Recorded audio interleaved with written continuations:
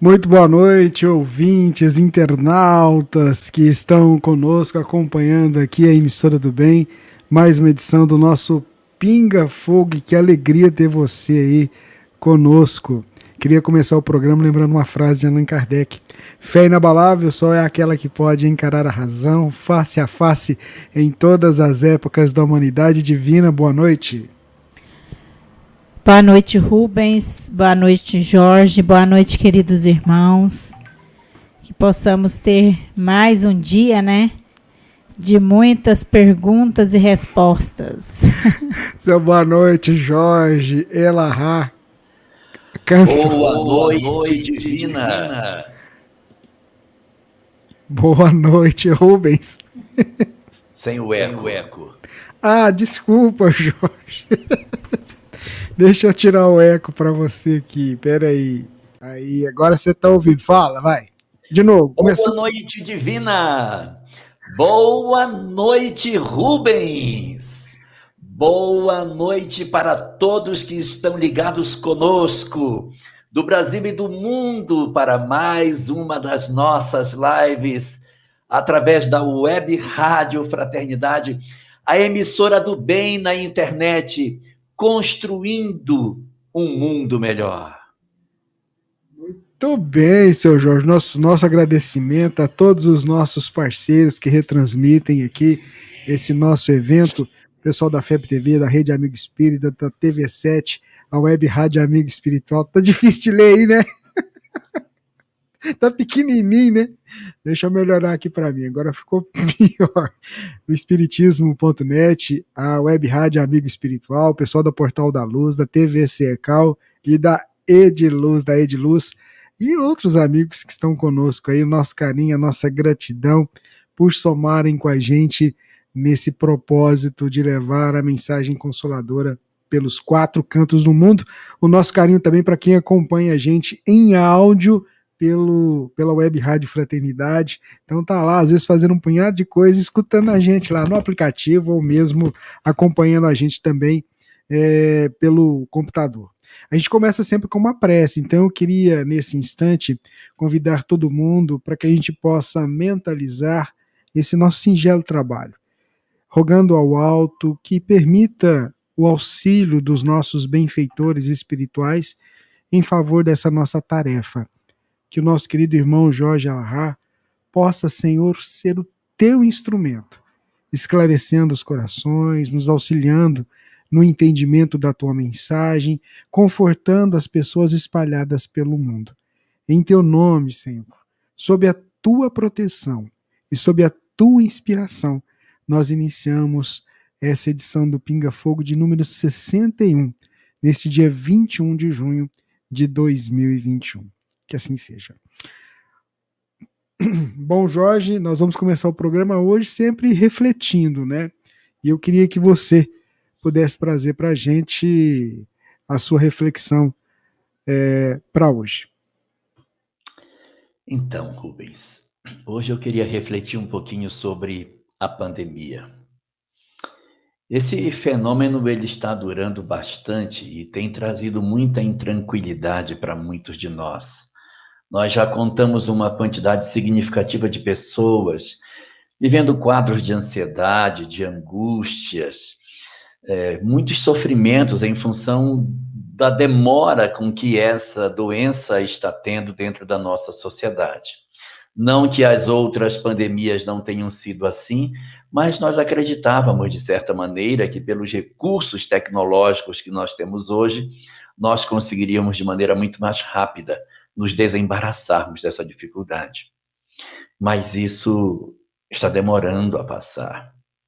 Muitas pessoas estão já bem tranquilas, ansiando pelo retorno ao normal, para que a gente volte à normalidade, para que a gente converse num ambiente diferente do que nós estamos agora, que a gente consiga realmente sair dessa circunstância e voltar à normalidade. Mas, ao mesmo tempo, há muitas pessoas que dizem: o normal não existirá mais. Nós vamos agora para um novo normal. que não será esse que nós temos. E quando se fala de que muito provavelmente a humanidade vai para uma condição de novo normal, muitos de nós nos assustamos, porque sentimos falta da possibilidade de voltarmos a ter a vida como nós tínhamos. Então, dentro dessas perspectivas do novo normal, eu gostaria de dividir com todos uma reflexão que eu tive a oportunidade de ouvir esta semana passada numa live que eu fiz com o Rafael Siqueira. Ele disse umas coisas tão interessantes sobre isso e eu gostaria de dividir conosco esse pensamento. O novo normal, que muitos de nós estamos incomodados para que não aconteça, pode ser interpretado não como a condição da relação social do jeito que nós tínhamos antes, mas pensemos um novo normal em que vai ser normal agora, vai ser uma nova normalidade, nós sermos mais preocupados com o outro.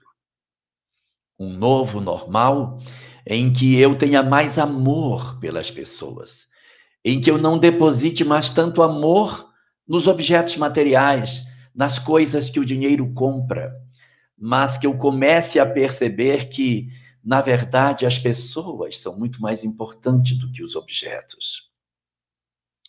Nós passarmos por uma reflexão na qual a gente consiga perceber que as nossas relações familiares, elas precisam ser muito mais bem observadas e sentidas, que a gente perceba a importância das relações afetivas nos nossos dias, que a imortalidade verdadeiramente faça parte da nossa história e isso nos sirva de consolo para os dias amargos de tantas perdas. Que a gente consiga, enfim, refazer os nossos conceitos sobre tudo que significa o existir e darmos uma dimensão espiritual para todas as coisas. Que seja esse o novo normal. Que seja essa a nova maneira do homem enxergar a vida. Que essa seja a nossa nova realidade. Porque se assim for, que venha logo o novo normal. Que não se demore para que os nossos dias sejam plenos de espiritualidade e nós possamos, enfim, aprender a lição que podemos retirar desses períodos tão difíceis e, assim, fazermos uma história nova em que nós poderemos voltar a um normal, mas com o nosso olhar diferente e, assim, que venha logo o novo normal para todos nós. Muito bem. Pareceu um negócio estranho aqui. Que é isso? Ah, Jorge, vamos lá. Vamos. Desculpa aqui que o negócio tá. Ai, ai. Vou pedir a Divino para fazer a primeira pergunta aí, Divino. Então, a primeira pergunta, Jorge, veio da Kátia.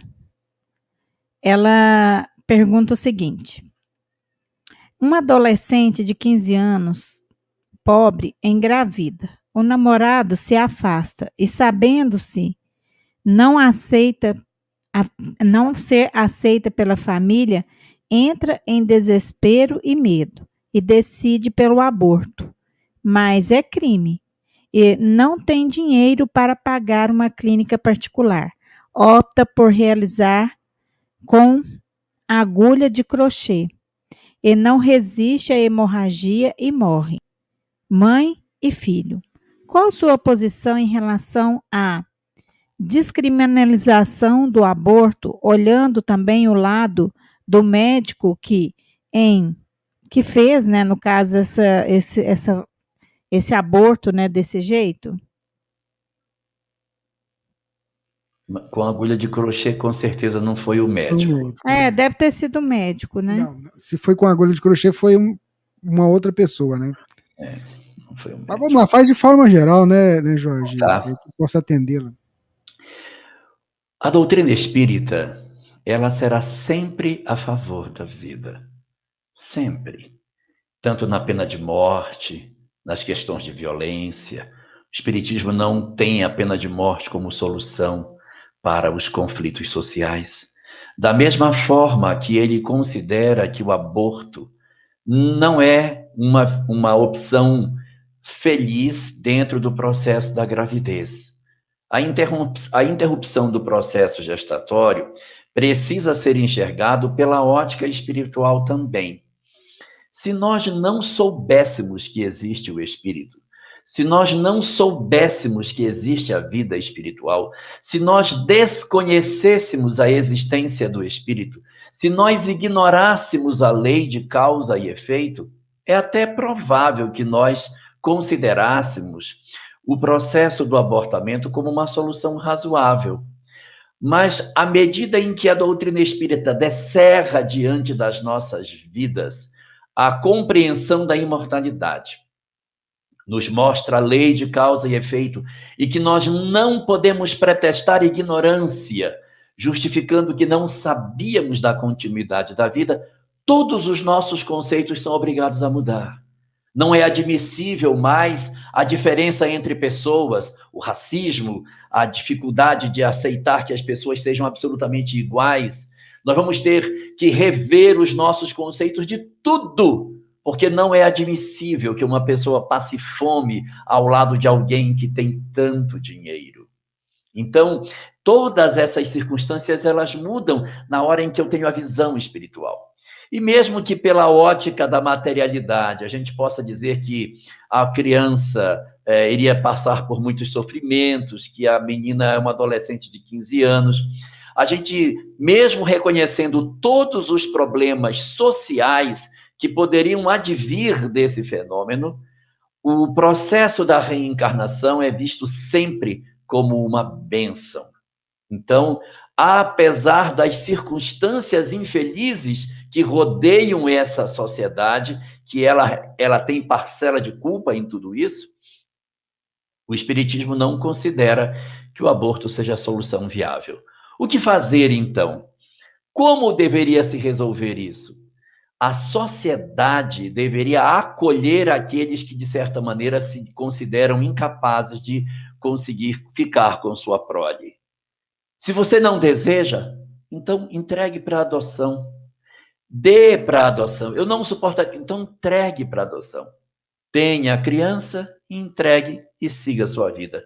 Mas e o trauma dessa moça amanhã lembrar que ela entregou o filho para a adoção? A leitura que se faz sobre esse fenômeno admite que será mais fácil para ela, do ponto de vista psicológico, lidar com a ideia de que ela repassou a criança para a adoção, do que ela armazenar dentro de si a compreensão de que ela deu um outro destino para a gravidez que ela tinha.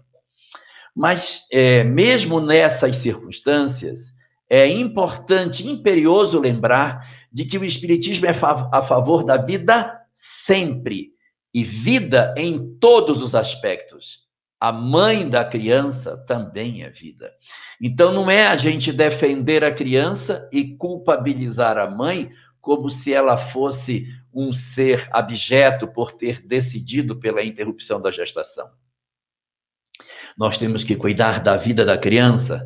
Sim, mas nós temos que cuidar da vida dela também. Ela tem direito a se reconstruir. A sociedade tem que oferecer instrumentos para que ela possa se reorganizar. E, nesse particular, a doutrina espírita observa que, nas circunstâncias do abortamento, nós não podemos responsabilizar apenas a mulher como sendo a culpada por tudo isso, quando há um conjunto de elementos que circundam essa mesma história. Você tem o pai, ainda que seja um garoto que fugiu. Você tem os pais biológicos da menina, ainda que eles sejam, nesse momento, resistentes a ela. Então, você tem todo um aparelhamento da sociedade que precisa ser mobilizado para isso. O poder público precisa agir. Nós, enquanto cidadãos, podemos nos organizar para, na nossa forma de entender a vida, reduzirmos as possibilidades do abortamento. Então, na ótica do Espiritismo, nessas circunstâncias, a adoção pode ser uma opção mais razoável do que o abortamento.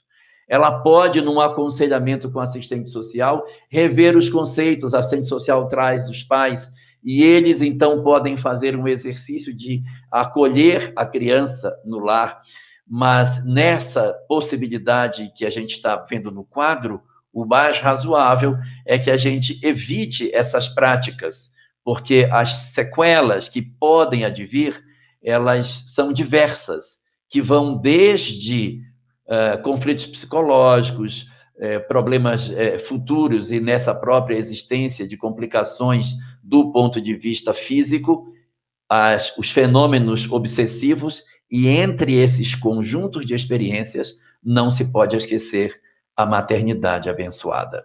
Porque muitas mulheres que praticam o abortamento, elas refazem os seus conceitos de vida tão significativamente, elas reveem as suas vidas de forma tão intensa, que não se pode esperar no futuro um peso da lei extremamente pesado em cima dessas pessoas, porque o papel da lei é educar. Então, se eu tenho uma mulher que promove um abortamento, atravessa a existência inteira dizendo que está certa no que fez e considerando que foi isso que ela deveria ter feito mesmo, então ela ainda precisará de determinadas experiências para despertar nela o sentimento da maternidade. Mas aquelas outras que já puderem ter passado por isso, mas no curso da vida reviram suas histórias, fizeram reflexões muito profundas, amam seus demais filhos, procuram corrigir as questões da maternidade que ela trazia dentro de si, tem uma história de reconstrução disso. Ao longo da vida, teve a chance de aconselhar outras jovens para que não seguissem o caminho que ela fez. Ela não é mais a mesma pessoa da adolescência. Nós não podemos esperar para esse segundo espírito experiências semelhantes ao primeiro caso que precisa despertar. Então, a lei de causa e efeito possuirá diversas formas de atuar sobre essa questão, mas, nessas circunstâncias, a doutrina espírita, em que pese a visão dos homens, considera que o abortamento deve ser evitado. Muito bem, Jorge, ouvintes, vamos lá. A Maria Marluce está acompanhando a gente, ela pergunta o seguinte: Jorge, todo usuário de drogas tem sempre um obsessor? Essa palavra sempre, ela é bom de ser usada com Deus. Sempre, nunca, todos e nenhum, ou seja, circunstâncias que não possuem exceções, é bom usar com Deus. Deus sempre está cuidando de nós. Nenhum dos filhos de Deus se perderá. Deus ama a todos indistintamente. E Deus nunca desamparará nenhum de nós. Então, todos, sempre, nunca e nenhum, a gente guarda mais para Deus.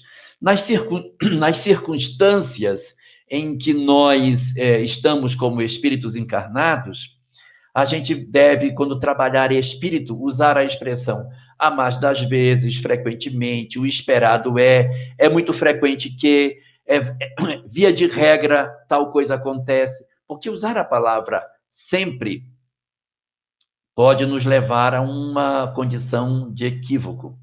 Porque, por exemplo, imagine um espírito que ele em si já está encharcado do próprio mal. Ele não precisa de obsessores para fazer o que faz.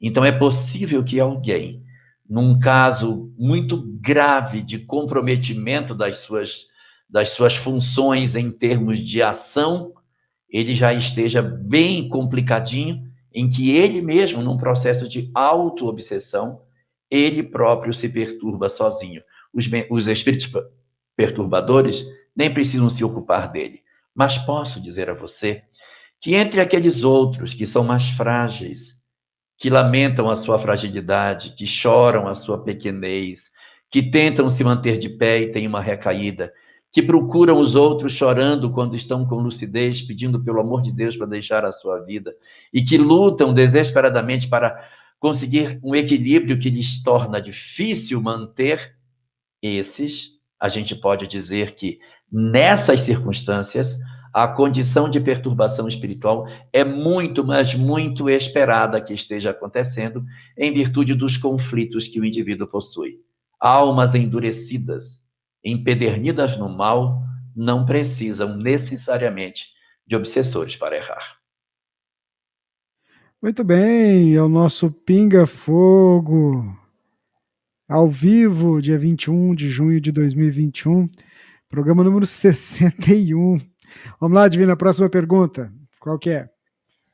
A próxima pergunta. Oi, boa noite, amigos. Sempre fui espírita, mas nunca me aprofundei no espiritismo. Só ia ao centro para tomar passes e assistir palestras. Depois de muito tempo, um amigo me falou que minha vida estava uma bagunça após eu frequentar o espiritismo. Não consigo me acertar na vida, como um tolo. Hoje, como pessoa, me sinto um ser humano melhor e com algumas transformações. Mas como conseguir uma vida mais alinhada com o espiritismo e a sociedade? Sou médium. Obrigada a todos. Gratidão. Ele não colocou o nome. Mas assim, o que acontece? Ele fala que a vida dele está desequilibrada, mas ele se sente melhor como pessoa. Isso não é uma circunstância incomum. Por quê? Porque nós não podemos pensar que pelo fato de sermos espíritas, pelo fato de conhecermos da imortalidade, em virtude das nossas condições de compreensão do mundo espiritual, que a gente não vai sofrer. Isso é uma ilusão. É uma ilusão acharmos que não, eu vou conhecer o espiritismo como se ele fosse uma caverna que me protegesse de todos os sofrimentos. Então, eu estou sofrendo? Sim, estou. Então eu vou me botar na caverna e aí eu não vou sofrer porque eu vou saber. Não. O espiritismo não é nenhum tipo de instrumento para nos colocar protegidos do mal. Não. Nós não vamos nos proteger dele das circunstâncias que a vida vai nos trazer, porque foi para isso que a gente reencarnou, foi para lidar com as nossas imperfeições. Então eu preciso encontrar com os dramas da minha história para que eu consiga dar as boas soluções. O conflito do meu lar não vai sumir porque eu me tornei espírita. O conflito vai continuar existindo. Então qual é a vantagem? É porque eu saberei, no conflito, dar a melhor solução. Então se eu for espírita, eu não vou adoecer. Vai adoecer. Mas se eu vou adoecer, então de que adiantou o espiritismo? Porque eu vou interpretar a doença de maneira diferente. Eu vou interpretar a falência de maneira distinta. Eu vou ter uma outra visão na perda de meu pai, de minha mãe, de meu esposo, minha esposa, meu filho. Eu vou ter uma releitura de mundo para que as provas elas não tenham a mesma força, o mesmo impacto na minha alma. Então é a minha fortaleza interior que se move. Mas isso não vai nos impedir de passar. É até interessante que as provas nos alcancem quando nós estamos lúcidos. Porque hoje eu tenho o conhecimento espírita para que as provas me venham e eu diga, esse não é o melhor caminho é aquele. E eu faço a opção melhor. Já pensou se essas provas chegam na encarnação que vem e na próxima existência a gente nem espírita é? E aí eu digo, queria tanto ter aquele conhecimento para acertar, porque a gente pode, numa próxima existência, não reencarnar na condição de espírita. Isso pode acontecer conosco. Então, é conveniente, é bom para nós que essas experiências nos alcancem para que a gente consiga dar boas respostas. Mas nós não podemos esperar que, pelo fato de nós nos ligarmos à tarefa do bem, nós vamos ficar isentos de sofrer. Existem, basicamente, 3 formas do sofrimento acontecer. As expiações, que são as nossas culpas do ontem, que nos encontrando hoje mais fortalecidos, fazem com que a gente dê melhores respostas para a vida. A segunda, as provas que não eram, em princípio, desenhadas em função do meu passado, mas do meu próprio crescimento e que vão acontecer em mim. E as provas, as experiências que são missionárias, ou seja, aquelas que a gente passa para dar o exemplo. Então, Paulo de Tarso conheceu Jesus, encantou-se com sua mensagem, mas desde que ele o conheceu, Ele perdeu toda a notoriedade de doutor da lei que ele tinha e passou a ser um humilde tecelão, recebendo pedradas, chicotadas, humilhações, prisões, de inúmeras formas diferentes. Então, não é a grandeza espiritual que a gente possa buscar que vai nos tornar indene dos sofrimentos do mundo. Nós vamos ficar mais capazes de nos fortalecermos na fé, apesar das dores externas, porque dentro de nós, um castelo de crença e de certezas vai ser a nossa fortaleza nas nossas horas de dor. Ô Jorge, eu queria até pegar um gancho que você tocou num personagem ali, que é a próxima pergunta que a Adivinha tinha separado. Vou pedir para ela fazer para você aí. Vai. Peraí, Rubens, eu tirei do rumo aqui. A pergunta não... Cheguei. Vamos lá. Então, a Beth Savioli, ela pergunta: o que significa o vaso escolhido, como foi chamado Saulo de Tarso? Teria ele sido preparado na espiritualidade para assumir o papel que desempenhou? Como você lembrou dele agora, eu falei, essa pergunta já casou aqui, já aproveitar. Tá bom. Quando no livro Atos dos Apóstolos, no capítulo 9, ocorre um diálogo entre Jesus e Ananias, em que uma voz, no caso o Cristo, conversa com Ananias para que ele vá para curar Saulo de Tarso. No diálogo que é cumprido, Jesus o define dessa forma: vai, porque ele é para mim um vaso escolhido. Um vaso escolhido significa um elemento aonde eu vou colocar coisas dentro. Ele é um vaso onde você guarda as coisas. Então, ele é um vaso onde eu vou depositar um saber, um conhecimento, ou pôr dentro dele algo. O vaso está vazio, mas eu escolhi esse vaso para ser aquele que vai transportar esse conhecimento. E esse vaso ser escolhido, sim, significa dizer que antes da encarnação, Saulo de Tarso teria sido já designado para essa tarefa, para que ele fizesse na terra o grande trabalho de divulgação que ele fez. Ele poderia falhar? Poderia, como tantos outros. Mas ele demonstra no começo da sua vida uma dificuldade, porque ele persegue o cristianismo, mas ele tem uma grandeza muito grande, que é o reconhecimento do seu equívoco e voltar sobre os seus próprios passos e fazer uma nova história, coisa que muitos de nós não fazemos. Quando descobrimos que estamos errados, entramos em crise, abandonamos tudo, fugimos e nos escondemos no fundo de nós mesmos e nem queremos mais contato com a vida. Saulo de Tarso, ao contrário, ao descobrir-se em erro, recolhe-se no deserto de Palmira, depois volta para ser o grande pregador cristão. Sim, ele era um vaso escolhido, mas há um detalhe, Beth, que precisa ser lembrado. E isso está na mensagem número 74 do livro Caminho, Verdade e Vida. Uma mensagem intitulada Mãos Limpas, em que Emmanuel, tratando uma frase do livro de Atos dos Apóstolos, em que Lucas escreveu: e Deus operava maravilhas pelas mãos de Paulo, ele vai fazer um texto belíssimo, que eu considero uma das páginas mais bonitas que nós temos em doutrina espírita. Nessa mensagem, ele vai destacar que nós podemos ser como Paulo, porque quem operava maravilhas era Deus pelas mãos de Paulo, não era Paulo que operava as maravilhas. Então, as mãos de Paulo operavam maravilhas, ou melhor, Deus operava pelas mãos de Paulo, porque ele limpou as suas mãos.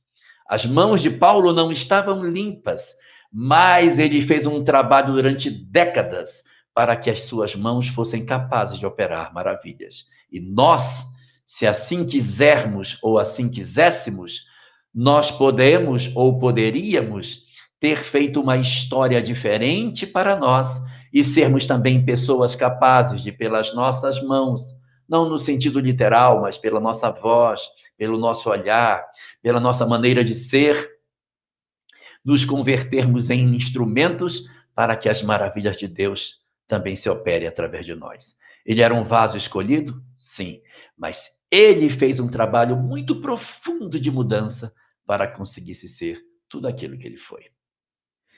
Muito bem, Jorge, ouvintes, internautas. Eu tinha preparado uma pergunta aqui, mas chegou uma outra. Vou resumir. Eu queria que você ajudasse a esclarecer essa pessoa que não se identificou. Mas, assim, ela queria saber por que na doutrina espírita nós temos o Evangelho segundo o Espiritismo. Dá para você falar um pouquinho como é que foi, como é que chegou para Allan Kardec a diretriz de trazer para o corpo do Espiritismo esse livro que é o Evangelho segundo o Espiritismo? E tem algumas particularidades também, né, Jorge? A gente sabe que Kardec fez até um retiro para escrever essa obra, né? Conta para a gente aí, rapidamente, num resumo. Primeiro, o propósito dessa obra. Quando o Espiritismo surge, os espíritos trazem, junto com a mensagem da imortalidade, a mensagem da reencarnação, eles trazem um código moral. Isso está, inclusive, na terceira parte de O Livro dos Espíritos. A primeira obra que foi escrita espírita. Não existia Evangelho segundo o Espiritismo, não existia nada disso. Então, nessa terceira parte, havia uma série de orientações de como o homem deve viver. Como deve viver o homem com relação a seu próximo?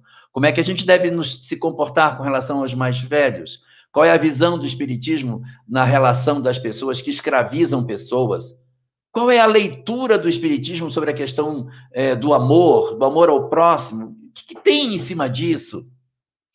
E aí os Espíritos vão respondendo essas várias questões, que estão desde a questão 614 até a questão 919A de O Livro dos Espíritos.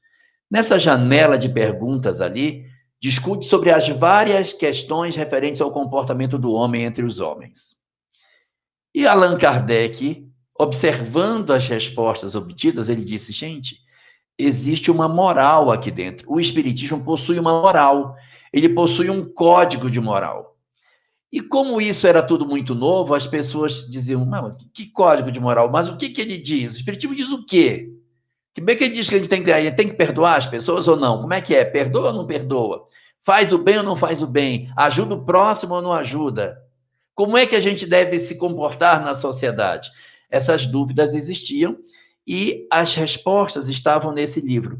Quando Allan Kardec começou a observar o que os espíritos respondiam sobre como deveria ser a conduta dos homens, ele foi sendo tomado de uma surpresa. A surpresa era que a moral que o Espiritismo apresentava era a moral que estava contida nos evangelhos. A mesma orientação moral que tinha lá dentro aparece na orientação moral do Espiritismo. Então, tem que amar o próximo, olha, ali também amar o próximo. Perdoar os inimigos, aqui também perdoar os inimigos. Tem que fazer o bem a todo mundo, tem que fazer o bem a todo mundo. Aí ele começou a perceber que havia uma identidade muito grande entre a moral espírita e a moral do Evangelho. As duas morais são muito parecidas. Por que se diz que é parecida? Porque você não tem distâncias entre elas. Assim, não, os pais, tem que abandonar os pais, o pai no asilo. Não está, isso não está escrito em lugar nenhum. Então você vai vendo, olha, como são coincidentes as ideias. E para que isso se tornasse mais claro, Kardec tem a ideia, a intuição de escrever um livro sobre isso. E aí, como o Rubens estava falando, ele faz um retiro, ele se retira e, durante um tempo curto, ele se desloca para uma ilha distante, que era tipo uma espécie de um local de veraneio, e ali ele vai escrevendo. E o que é o Evangelho segundo o Espiritismo? Ele não é um novo evangelho, porque às vezes as pessoas que não conhecem o Espiritismo dizem assim, não, existe o evangelho que a gente conhece e os espíritas inventaram um outro evangelho. Não é a invenção de um outro evangelho, é a demonstração de que o que os espíritos dizem batem com o que Jesus dizia. Ou seja, Jesus falava, amai os vossos inimigos. Isso é uma regra que Jesus deixa. Aí você pega a mensagem dos Espíritos, olha, amai os vossos inimigos, confere uma coisa com a outra. Então ele vai, na verdade, nessa obra, não é criar um novo evangelho, é mostrar que as palavras de Jesus são profundamente alinhadas em termos morais com aquilo que o Espiritismo apresenta. Se nós pegarmos a chave da reencarnação, a chave da imortalidade da alma, como o Espiritismo interpreta, da evolução, vai fazer muito mais sentido aquilo que a gente pensava que Jesus havia pregado. Então ele faz esse retiro para escrever e volta com essa obra já elaborada, quando ele retorna uma espécie de férias que ele tira para escrever essa obra. E aí dou só um exemplo de como é que funciona. O livro, o Evangelho diz: amai os vossos inimigos. E o Espiritismo diz: amai os vossos inimigos, e eu digo por quê. Porque se você não amar o seu inimigo, diz a doutrina espírita, ele pode amanhã renascer dentro do seu lar como seu parente difícil. Ou pior ainda, você renascer dentro da família dele, sozinho, longe dos seus e perto daqueles que você não gosta. Então, é por isso que, segundo a doutrina espírita, Jesus dizia: reconcilia-te com o teu adversário enquanto estás a caminho com ele. Faça a reconciliação agora, para que amanhã você não tenha que reencarnar próximo dele através dos laços de família. Dissolva o desamor, o ódio, a mágoa desde agora. Então é isso que o Evangelho segundo o Espiritismo propõe.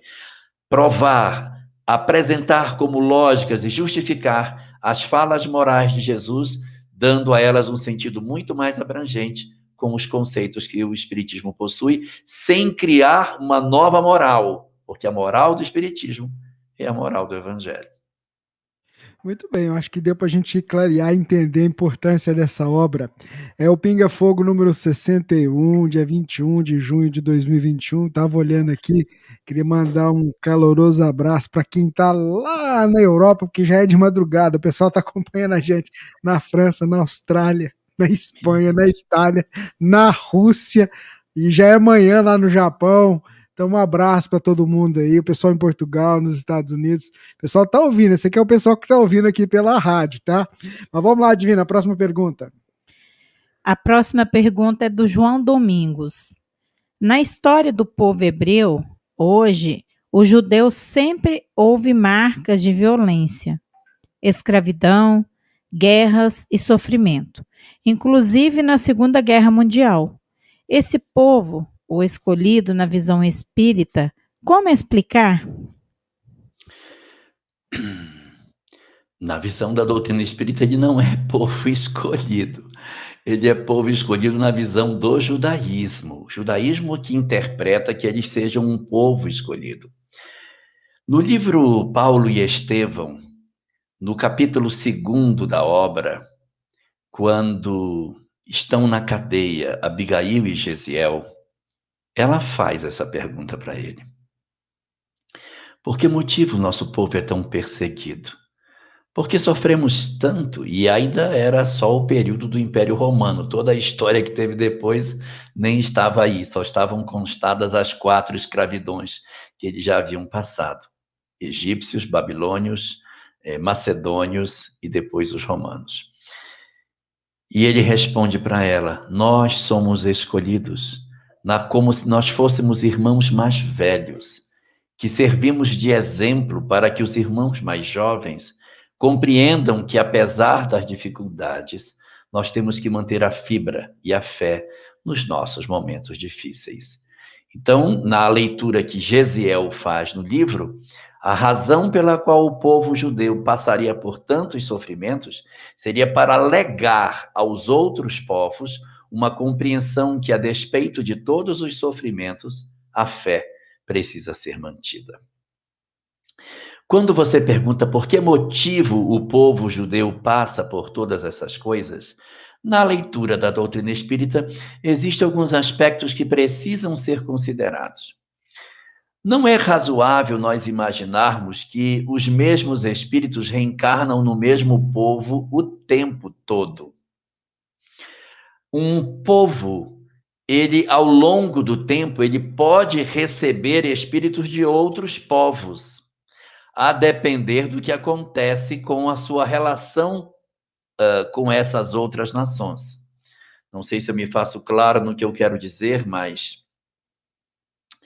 Se você tem alguém que odeia muito um determinado povo, então eu tenho uma pessoa, ou vamos dizer que um povo odeia outro povo, não é difícil imaginar que numa próxima existência, esses que odeiam o outro povo podem renascer dentro do povo que odeiam.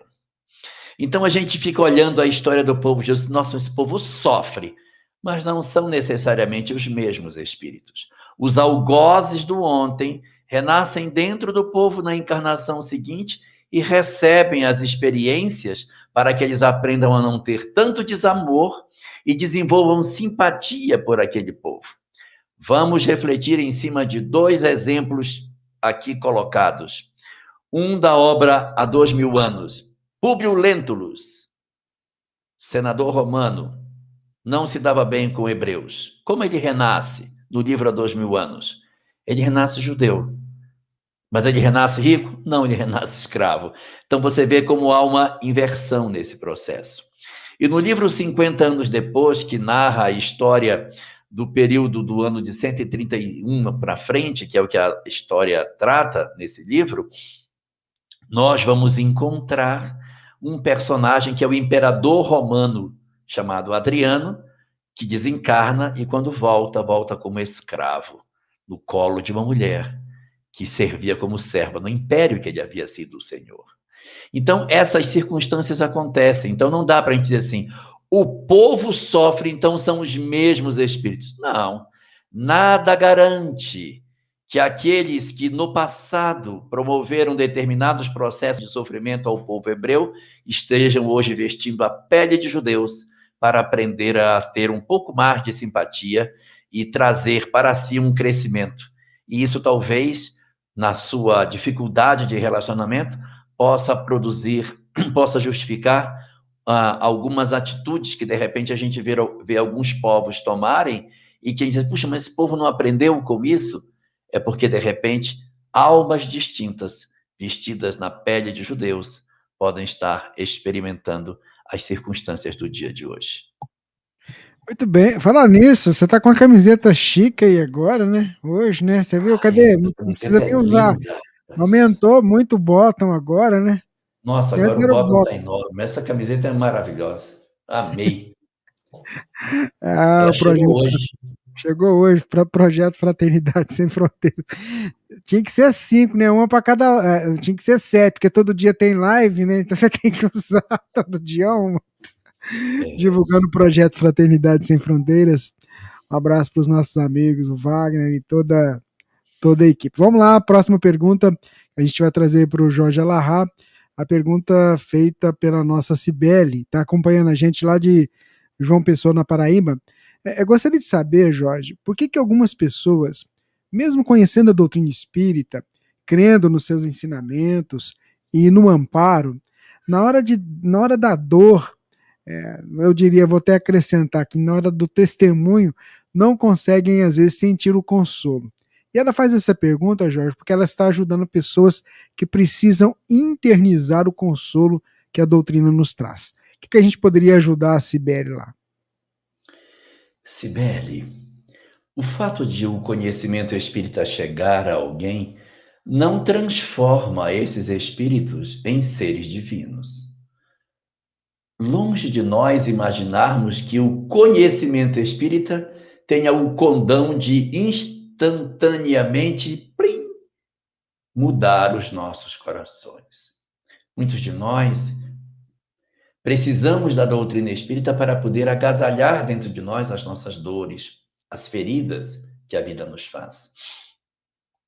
Mas nós não podemos crer que, de posse do conhecimento espírita, desaparecem todas as minhas dúvidas, todas as minhas angústias, todos os meus sofrimentos. Não é verdade. O Espiritismo vai dar uma leitura de mundo, mas eu preciso abrir o livro para ler, porque às vezes eu tenho, mas eu não leio, eu não trago essa informação para o meu dia. E assim, o objetivo da doutrina espírita chegar até nós não é para ela ser tomada como se fosse um saber, um brinquedo filosófico, que a gente fica brincando com ele. Não. Quando essa doutrina nos chega, é porque nós vamos precisar do conhecimento que ela tem para poder ajustar algo dentro dos nossos corações, que poderia ser muito difícil se nós não tivéssemos essa orientação para transitar pela vida. Porque seriam tantas as dificuldades, tantos os dramas que a gente poderia ter um pouco de dificuldade de caminhar reto.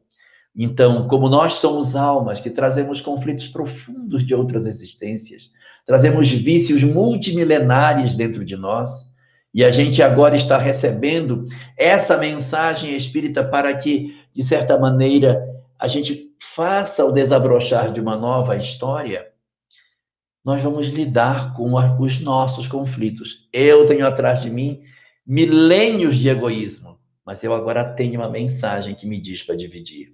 Ai, que conflito.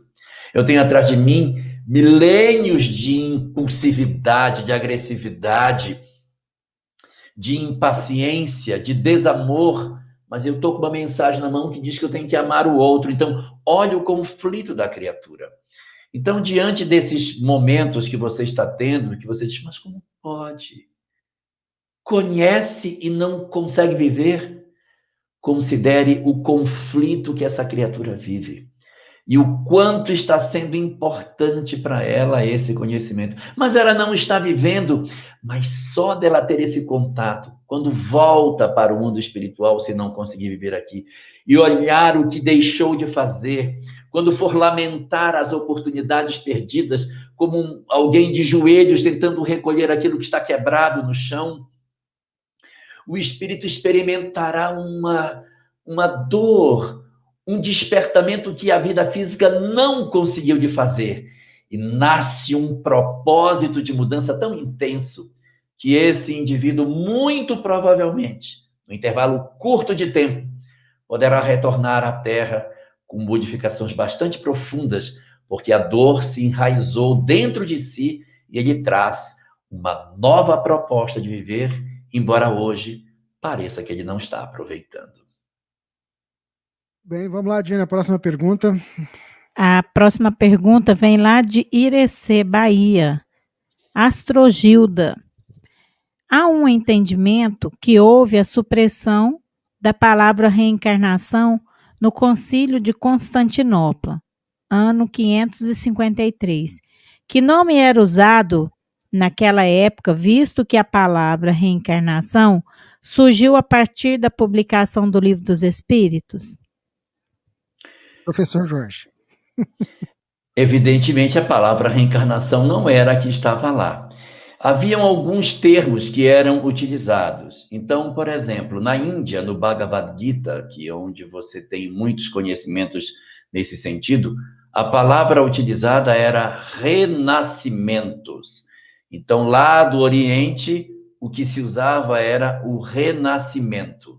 E na Grécia, que era uma cultura bem mais próxima da cultura romana, e que, embora os romanos tivessem dominado administrativamente os gregos, eles foram dominados culturalmente pelos gregos, tanto que a religião romana é a religião grega, os conceitos religiosos eram muito absorvidos das mensagens que os gregos apresentavam. E os gregos chamavam o processo dos renascimentos pelo nome de palingenesia. Palin significa várias. Genesia, gerações, gerar. Então, gerar várias vezes. A palingenesia era o termo que estava contido nesses espaços, porque o grego, nessa época, era a língua dominante, era a língua que se utilizava. Depois passou a ser o latim. Mas os evangelhos, eles foram todos escritos em grego, em que pese terem sido feitos por muitos deles judeus, dentro da própria Palestina, mas os originais das cartas de Paulo e dos evangelhos, do próprio Apocalipse, foram todos escritos em grego. Por quê? Porque era a língua dominante. Então, a palavra que existia nesse período era palingenesia, do grego. Muito bem, senhor Jorge Alahá. O Cássio está acompanhando a gente aqui de Uberlândia, ele sempre assiste o Pinga Fogo, E ele traz uma questão que gostaria de ouvir sua opinião. Conheço uma família que estão com um filho de 22 anos em estado vegetativo. Ele foi vítima de um atentado enquanto trabalhava. Isso 2 anos atrás. E ele continua vegetativo. Minha pergunta é: qual a explicação e como o Espiritismo vê o estado vegetativo? Ele pode voltar? Quanto tempo pode durar esse processo? Como é o nome dele? Ele é o Cássio, ele conhece Cássio. uma família que está passando por esse problema. Não, Cássio. Isso, Cássio. Cássio, nós não temos uma explicação para o caso em particular que você apresenta, porque para isso a gente precisaria ter uma mediunidade que eu não tenho nenhuma, não dá para dizer, não, neste caso, não sei. Então, no caso específico, a gente não tem como dizer, mas a gente pode falar do que costuma ser encontrado na literatura espírita para justificar fenômenos desse tipo. Então, nós temos as circunstâncias de casos de pessoas que estão em coma muito prolongado, né? Pessoas que passam por muito tempo nesse estado de vegetativo, significa dizer que esse espírito não está necessariamente dormindo. Enquanto o corpo dorme, o corpo parece que não tem mais condição de retorno, o espírito pode estar consciente. Eu digo pode, porque existem os casos, as possibilidades de que o espírito, em função das leituras de materialismo, de tudo que ele tem, ele possa estar ainda como que adormecido junto com o corpo pelos conceitos que ele tem. Então, eu posso estar plenamente desperto, eu posso estar dormindo no corpo, posso estar no meio termo entre essas duas circunstâncias. Agora, esses fenômenos, eles podem servir a dois grandes propósitos. Que ele esteja nessa condição para poder voltar ao mundo corporal, com uma releitura de mundo e poder fazer uma nova história dentro dessa história.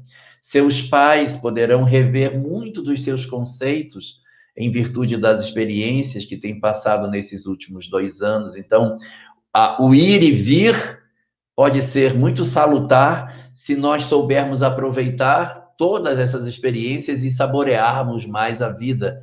Ele retornar, como tenho visto muitos companheiros que voltam da Covid com novos ideais de vida, novos propósitos, ele pode, de repente, voltar numa condição diferente, tentando valorizar ainda mais o tempo que tem.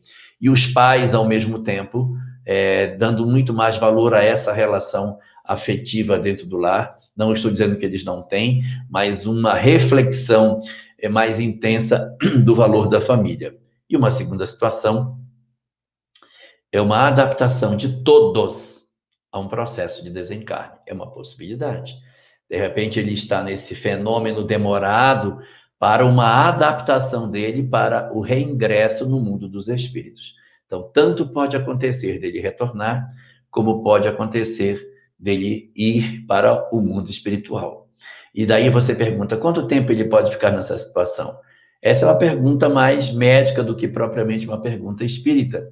Mas, assim, pelo que se vê, há pessoas que ficam 10, 12, 14, 16 anos em coma e, de repente, ela acorda, ela volta e retoma a condição de vigília, a condição de estar desperto de novo. Aí vai reaprender a andar, vai reaprender a falar, porque ficou muito tempo parado, então vai precisar de fonoaudiólogo para retomar as funções e retorna à vida e, quiçá, aproveite a experiência para fazer um término de existência mais proveitoso em virtude da oportunidade que lhe foi concedida. Muito bem, esse é o nosso Pinga Fogo. Eu queria já alertar, enquanto a Divina pega a pergunta aqui, nós tivemos uma colocação feita sobre a doença de borderline. Eu queria dizer que o Jorge comentou sobre isso no Pinga Fogo número 44. Então, quem fez essa pergunta, nossa equipe aqui de bastidores, agradecer a Maria Amélia que está nos ajudando, já trouxe a informação aqui. Então, essa questão de borderline, o nosso querido Jorge falou no Pinga Fogo número 44, é só dar uma olhadinha lá no nosso banco de perguntas e respostas que você vai achar. Divina? A pergunta é do Messias, lá do Rio Claro, São Paulo. Em uma câmera de segurança que temos em casa com visão noturna, pode capturar a imagem de vultos de espíritos? Ou seja, podemos filmar a presença de um espírito qualquer em nossa casa? Ainda bem que você é engenheiro, o quê que você é mesmo? Eletrônico. Eletrônico. Vamos aproveitar essa pergunta e até falar que, se você puder, a gente já falou nisso, né? Mas, por exemplo, para que aconteça um fenômeno assim, você precisa de alguém que ceda ectoplasma também, não tem? Fala aí um pouquinho para a gente sobre esse procedimento aí de transcomunicação. Seria um processo de transcomunicação para capturar, né, Jorge? Seria. Bom, vamos lá.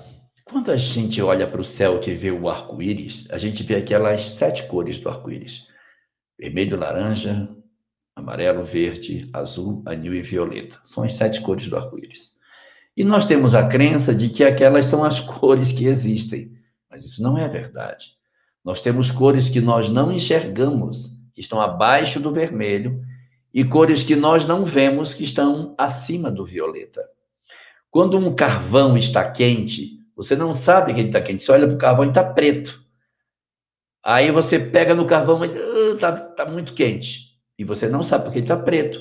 Mas ele está emitindo uma cor, só que a cor está abaixo do vermelho. Você não enxerga infravermelho.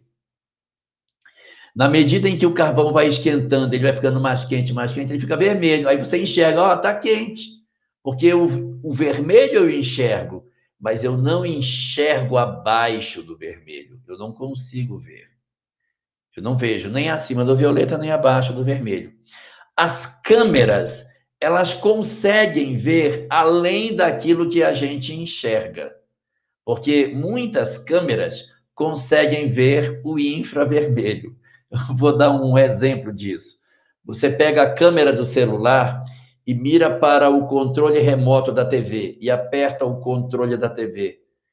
O seu olho não enxerga a luz do LED do controle da TV acendendo, mas se você olhar pela câmera do celular, você vai ver que quando você aperta, acende uma luz. Por quê? Porque a câmera do celular, ela está enxergando além das cores que o olho humano percebe. Para que a sua câmera de segurança consiga registrar um espírito, vai precisar de 2 possibilidades. Possibilidade número 1, essa câmera tem uma capacidade de espectro tão larga que ela pega não somente a cor visível, que é do vermelho ao violeta, mas vai pegar o espectro abaixo do vermelho, bastante intenso, bem mais abaixo, e para o ultravioleta olhar muito além do ultravioleta, para que a gente consiga ver algum espectro relacionado à frequência que os espíritos têm e que não são alcançáveis pelo olho nu, embora exista essa cor, mas o olho nosso não foi programado para ver além das cores que a gente enxerga. Da mesma maneira, como acontece com a luz do celular, o raio-x, a onda de rádio, são ondas que existem, mas o olho humano não consegue enxergar. A segunda possibilidade é essa que o Rubens estava comentando, é haver uma densificação desse espírito, ele se torna mais palpável, ocorre um fenômeno de materialização, ainda que não total, ainda que parcial, aquelas aparições que são visíveis, mas não tangíveis, porque quando eu quero tocar, minha mão atravessa, mas eu consigo vê-la pela densificação do ectoplasma. Se isso acontecer, então você vai conseguir registrar na câmera de segurança. Mas nessa segunda circunstância, vai precisar de um médium de efeitos físicos para doar o fluido para que o espírito manipule e faça a densificação do seu perispírito ou do objeto que ele queira que se torne denso, uma flor, um objeto qualquer que ele queira que apareça. Então, ele pode fazer, sim, a partir de um fenômeno mediúnico que as câmeras a câmera de segurança da sua casa vai poder registrar. Então, basicamente, uma dessas duas. Ou ela é muito possante para pegar uma faixa de frequência bem larga para pegar o espírito, ou temos que aguardar um fenômeno de materialização para registrar esse fenômeno, como tantas vezes a história já mostrou para nós. Muito bem, seu Jorge Alahá. A Já estou pergunta vendo o pessoal testando no... Já estou vendo. Colocando... Já estou vendo a Leda de Araruama, olhando... É interessante isso, porque tem um trabalho da Sônia Rinaldi e tantos outros com relação a essa captura de transcomunicação, né? Ainda a gente... eu penso assim, até eu brinco muito que as pessoas falam, daqui a um tempo nós vamos ter um celular que a gente vai ligar para falar com o pessoal do lado de lá. Deixa eu ver como é que tá o fulano. E aí, como é que tá aí no nosso lar ou na colônia Nossa, tal? vai ser... Mas Só que a para gente isso precisa a gente... evoluir, né? Mas para isso a gente vai ter que passar por um período de merecer essa circunstância, porque se isso for dado hoje, a gente não tem maturidade para ter isso. Nós não temos maturidade. É interessante que do lado de lá, você vê, tanto com relação a essa questão da maturidade, da nossa maturidade, os espíritos eles têm equipamentos para enxergar do lado de lá aqui, né? Mas nem todo mundo tem a condição de ter essas informações, né, Jorge? Porque igual a gente fica apreensivo daqui, eles também ficam do lado de lá, né? Mas vamos seguindo aqui com as nossas próximas perguntas que eu tinha anotado aqui. Vamos lá. A Cristina Santos queria saber de um tema interessante aqui, sobre regressão espiritual. Tenho muita vontade de fazer, gostaria muito de entender melhor sobre o que aconteceu antes, para saber quais atitudes posso tomar aqui para evoluir. Fala um pouquinho para a gente sobre essa questão da regressão de memória, Jorge. Regressão de TVP, né? Terapia Isso, TVP. Regressão espiritual, fiquei pensando, regressão espiritual. Que é a terapia de vidas passadas, né? Regressão de vidas passadas. Vamos lá. Sem dúvida nenhuma, nós todos temos armazenados em nós os nossos registros das encarnações anteriores. Eles estão dentro de nós. Eles existem na gente. Nós todos somos espíritos capazes de ter esse acesso a esse passado que está na gente.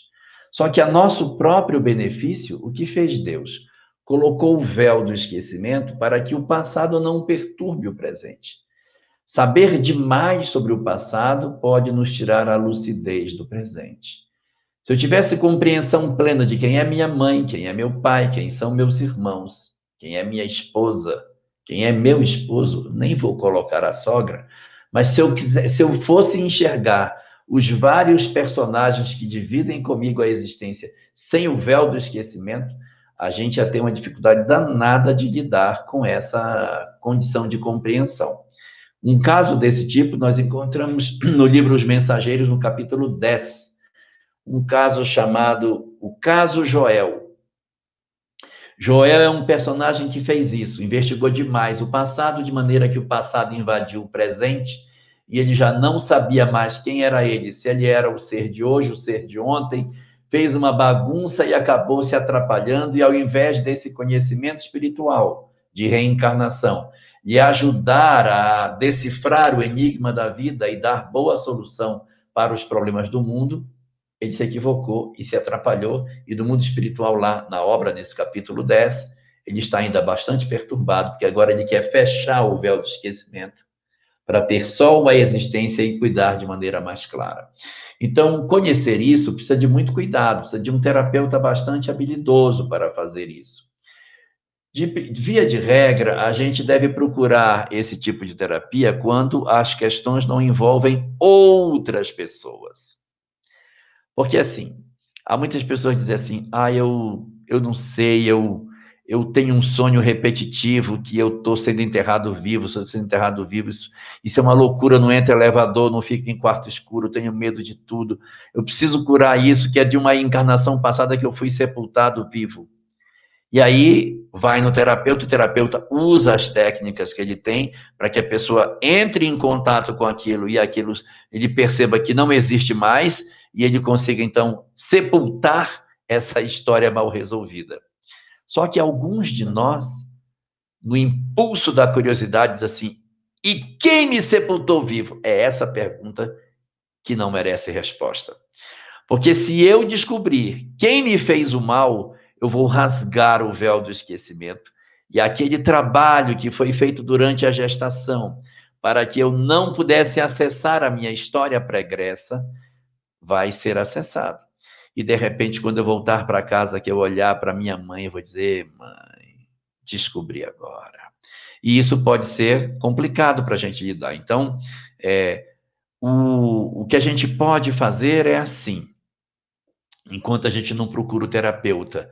As lembranças espontâneas que a vida nos concede, aproveite, reflita sobre elas e cresça com elas. Não deixe que elas passem despercebidas por você, mas aproveite essa oportunidade para que você consiga realmente mudar a sua vida com as reflexões que você faz. Mas faça um esforço que você puder, para que isso não invada a curiosidade e a gente traga todas as histórias do passado que não devem ser lembradas para tentar vivê-las de novo nos dias de hoje. Muito bem, amigos internautas. Queria lembrar aqui que amanhã nós vamos transmitir o Jorge, de Moisés a Kardec. Não pode falar, não acabou, não? Não, eu só queria, só para complementar só um pedacinho, dizer o seguinte: não esquecer que se as memórias vêm espontaneamente, recebe, acolhe. Se tiver um profissional seguro que faça isso, procure. O único cuidado é não abrir essa caixa de Pandora e descobrir coisas que o processo reencarnatório quis nos ocultar para que a gente caminhasse com mais velocidade. Então, eu não estou sendo contra, mas aproveitar aquilo que espontaneamente já vem. E se o profissional for bom, cuidar de mim sem querer trazer os outros para a minha história. Até porque é uma benção, um esquecimento também, já dizia, né, Emmanuel, né? Então a gente tem que tomar muito cuidado. Eu lembro muito do Alberto Almeida falando. Aliás, vocês podem até pesquisar, o Alberto tem palestra, né, falando sobre esse assunto, sobre TVP, vale a pena. A gente já reprisou aqui na rádio também. Queria lembrar que amanhã. Pode falar. O Buda também tinha uma frase sobre isso. Fala. Se fosse para saber, nascia sabendo. Então a gente fica o alerta, porque às vezes ao invés de melhorar, né, Jorge, pode atrapalhar, né? Esse é um risco, né? Né? É uma possibilidade, mas... Porque, na verdade, eu tenho assim, a gente na intimidade nossa, nós sabemos aquelas mazelas que a gente carrega. Então, é essas mazelas que a gente precisa tentar enveredar esforços para poder trabalhar e tentar superar essas, transformar, né? Se eu me investigar diligentemente, eu nem preciso de uma TVP. Se eu me analisar e começar a ver como é que eu me relaciono, eu já tenho as respostas em mim. Se eu sei da reencarnação, eu observo as minhas relações com os outros e comigo mesmo, digo, aqui é o local.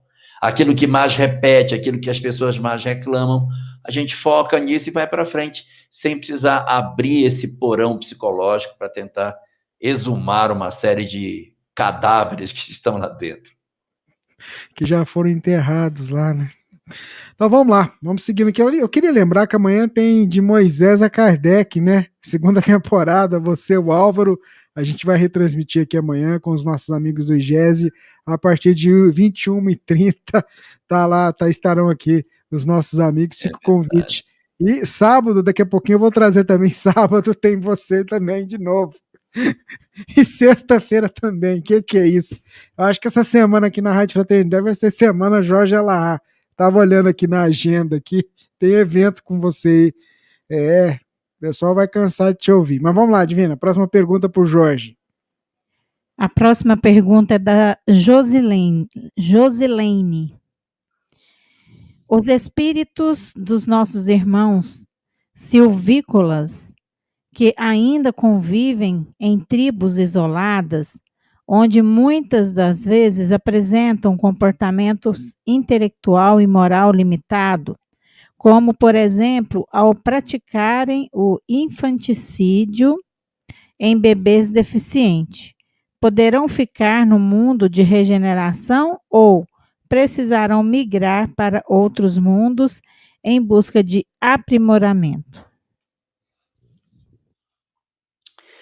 O que define o grau de evolução de um planeta não é a totalidade dos seus habitantes, mas é a grande maioria deles.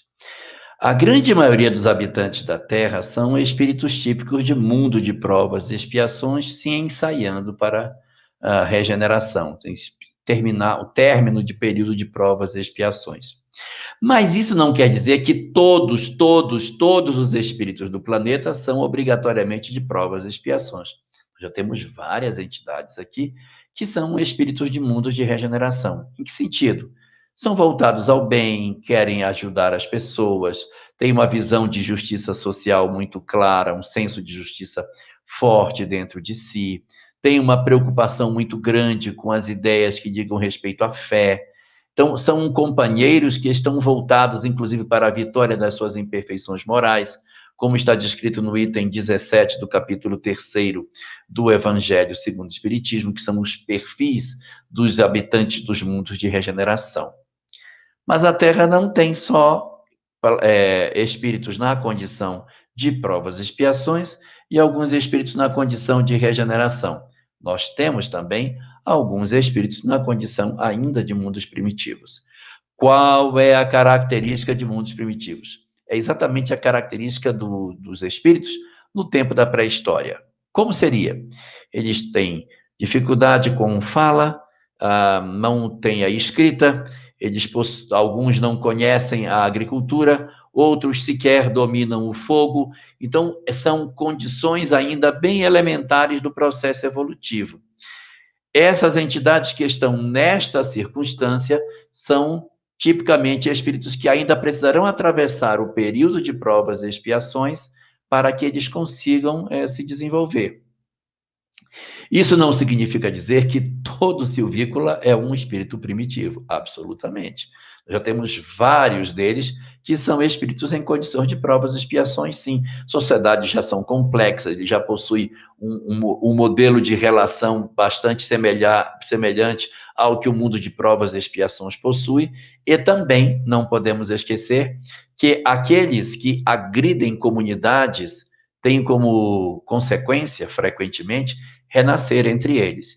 Então, você tem muitas pessoas que agrediram essas comunidades mais tradicionais, que fizeram processos de invasão, de violência, de agressão, que na condição da lei de causa e efeito, eles renascem dentro dessas comunidades. Eles não são espíritos primitivos, não são de jeito nenhum, eles são, ao contrário, muito inteligentes, e quando eles renascem, eles rapidamente assumem a condição de comando, gostam das coisas do chamado mundo moderno e não se adaptam muito bem às condições daquela vida mais singela que essas comunidades possuem, e eles são nitidamente percebidos dentro de uma comunidade, porque eles destoam do grupo, porque são exatamente os que antes exploraram, agora caídos no meio deles, para poder aprender como é, e agora, no reverso da medalha, ele vai lutar para defender aquela mesma comunidade dos agressores dos quais ele no passado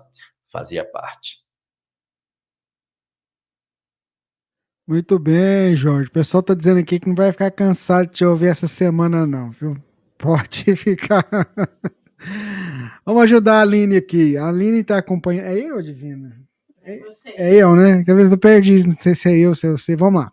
Vamos ajudar a Aline, ela está acompanhando a gente de Catalão, aqui no estado de Goiás. E ela quer saber o seguinte, Jorge. Ela quer saber se o que acontece com ela é uma questão de mediunidade ou é um sinônimo de fraqueza emocional. Por quê? Porque ela diz que em várias situações as lágrimas descem. Por exemplo, ela assiste um jornal, faz uma prece, ouve uma palestra, né, e se isso toca ela profundamente, ela começa a chorar. É incontrolável. Às vezes, quando eu ia, as lágrimas saem assim, e ela fica até com vergonha, diz ela, porque as pessoas começam a ver ela chorar. O que pode ser isso, Jorge? Parece até alguém que eu conheço que também tem uma facilidade muito grande de chorar, né, Jorge? Existem certas... O nome dela é Milena, né? Aline, Catalão, Goiás. Aline. Então, Aline, não existe nada de garantia que diga chorou, é porque é mediúnico? Porque existem muitas pessoas que estão de posse de processos mediúnicos e não choram. Então, essa sensibilidade, ela pode ser uma sensibilidade sua. Você é assim. Você já possui essa sensibilidade, mas isso não impede que determinadas entidades, ao se aproximar de você, potencializem esse processo de emoção que você já sente. Então, assim, você traz uma história de profunda sensibilidade, você se sensibiliza com as coisas. E quando você se sensibiliza, entidades espirituais se aproximam de você e ainda aguçam aquilo que você sozinha já sentiria. Os fenômenos mediúnicos, eles costumam ser fenômenos que não ocorrem o tempo todo. O fenômeno mediúnico é aquele assim, gente, eu senti uma emoção quando eu fiz isso, mas não é comum. Você percebe que você está mexido por dentro. Esse mexido por dentro é bem característico do processo do envolvimento espiritual. Mas se você, como relata, tem a tendência de ter isso de maneira muito frequente, chora no jornal, chora numa notícia, se emociona com facilidade em diversas circunstâncias, muito provavelmente essa é uma característica sua, e bonita, por sinal, muito bonita. E aí os espíritos, se valendo disso, quando se aproximam, não para fazer você chorar, mas só deles aproximarem para dizer assim, olha que coisa linda, te emociona com isso, vê se você se sensibiliza com isso. E aí a pessoa, no sensibilizar, chora. O objetivo do espírito não é, vai, chora, chora, quero ver. Não é esse, mas é fazer com que a gente faça um contato com a emoção. A gente, quando está lendo determinadas obras espíritas, chora. Isso aí é bem típico de envolvimento espiritual, porque eu não sou assim, eu leio e não choro, eu leio coisa eu não estou chorando, mas determinadas horas você lê, aí você chora e você passa o dia inteiro envolvido naquela vibração, você fica pensando, isso é típico de envolvimento espiritual, porque eu não sou desse jeito, eu estou envolvido por uma emoção, então é bem mais característico dessas energias que nos circundam. Mas se é um processo sistemático, é bem mais provável que ele seja seu, uma característica linda, mas que é potencializada pelos espíritos que circundam você. Não perca a sensibilidade. A gente precisa muito de pessoas que se emocionem com a vida. Meus parabéns para você, Aline. Muito bem, Jorge, ouvintes, internautas que estão nos acompanhando. Eu queria lembrar aqui, o pessoal fez alguma pergunta sobre, pedindo para o Jorge comentar sobre a providência divina. Queria lembrar que ele comentou logo no início do Pinga Fogo número 28, essa temática. Então fica a dica aí para quem fez a pergunta sobre a providência divina, dá uma olhadinha no comentário inicial do Pinga Fogo número 28. Divina, a próxima pergunta. A próxima pergunta é da Cláudia. Soube que estava grávida. Fiquei muito feliz.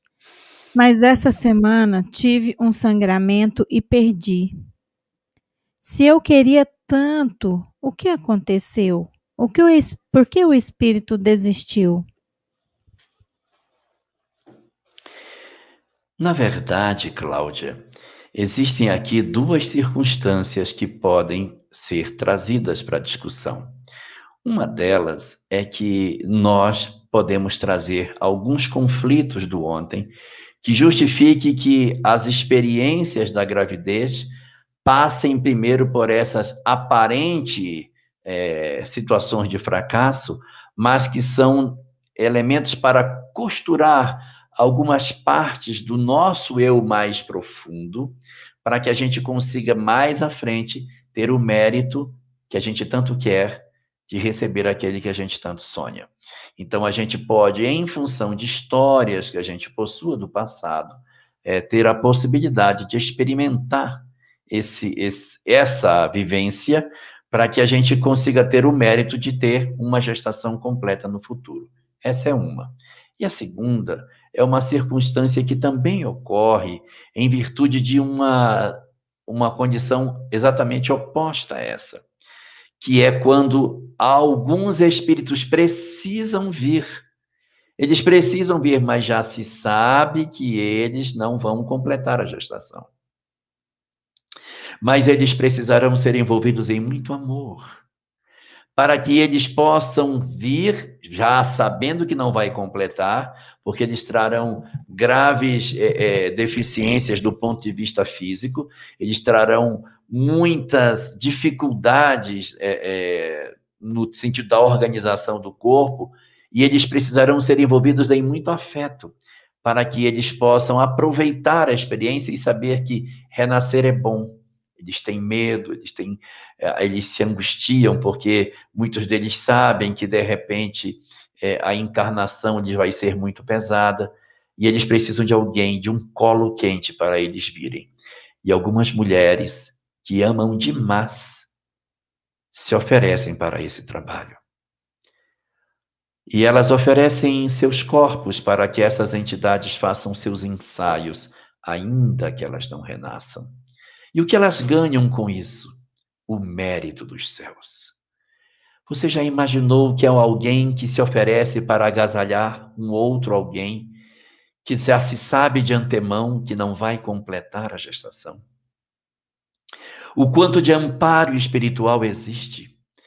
Então, nessas situações, os espíritos envolvem essas mães nesse processo de socorro, para que elas possam oferecer os seus corpos para esse ensaio, que para o ponto de vista material foi frustrante, porque a criança não nasceu, mas espiritualmente foi um êxito maravilhoso, porque ele sentiu amor, ele sentiu o colo de mãe, ele percebeu que ele é bem-vindo, ele resgatou em si a ideia de que ele é amado, e esse exercício, embora aparentemente frustrante, faz com que ele retorne para o mundo espiritual mais repleto da certeza de que existe amor, de que existe a possibilidade dele retornar.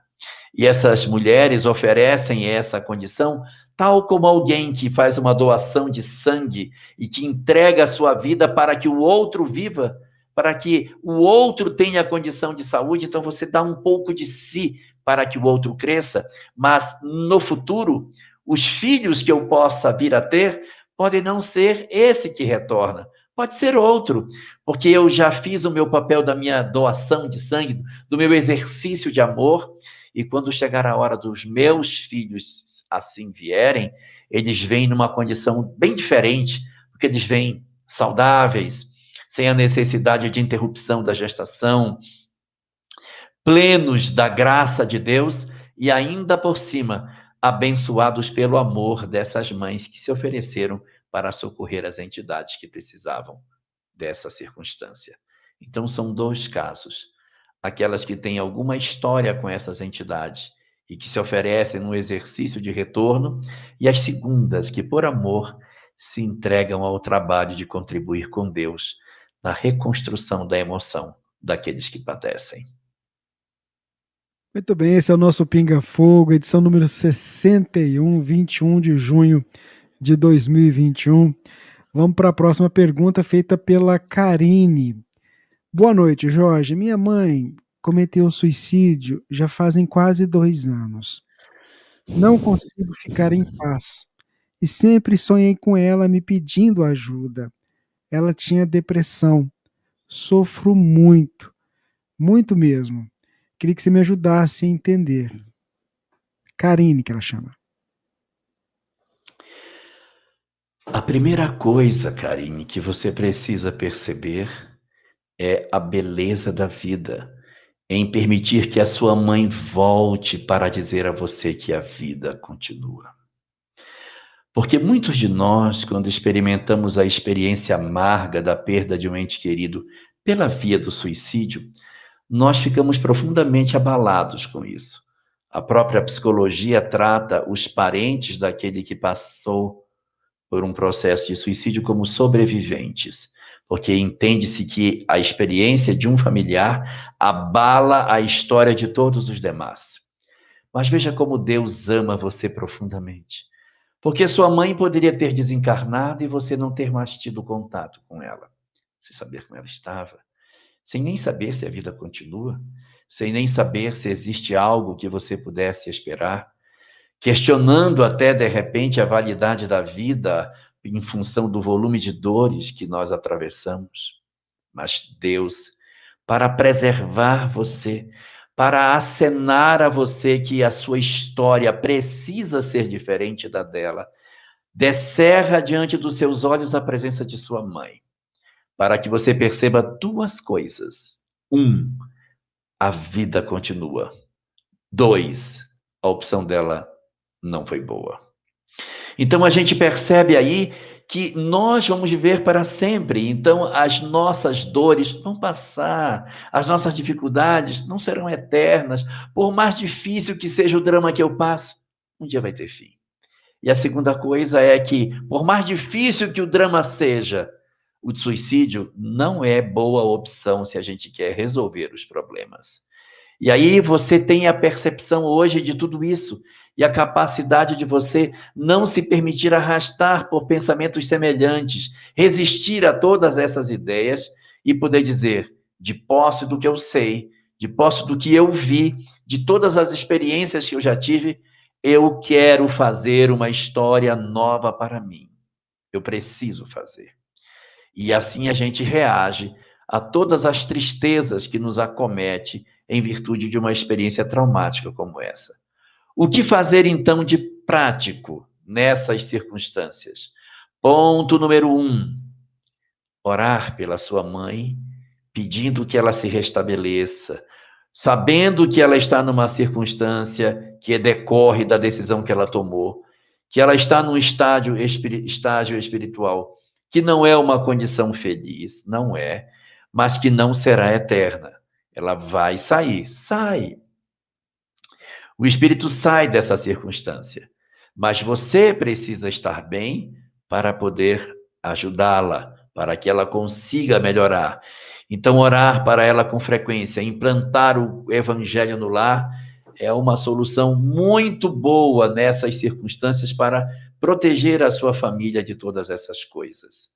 Cuidar dos seus filhos, se você os tiver, para que essas ideias não os contaminem, para que eles não tragam isso, porque é muito frequente as histórias desse tipo deixarem as pessoas muito impressionadas. E a presença de sua mãe aparecendo é exatamente para dar o despertamento de que a vida continua e que existem opções melhores. E um outro ponto fundamental que você precisa fazer é cuidar de você. Cuide de você, encharque-se da certeza da imortalidade. Perceba o quanto você pode ser útil às pessoas e faça tudo o que você puder para que a dor que ela traz não se agasalhe dentro de você. Trabalhe incessantemente na busca do prazer da vida. Descubra na relação familiar, na relação com o seu trabalho, nos seus horizontes de vida, propósitos superiores. Entregue-se a fazer algo que faça você perceber que você é muito importante, para reagir a todas as ideias pessimistas que possam rondar o seu coração. Então, por aí, a gente pode ter uma linha de trabalho para você fazer.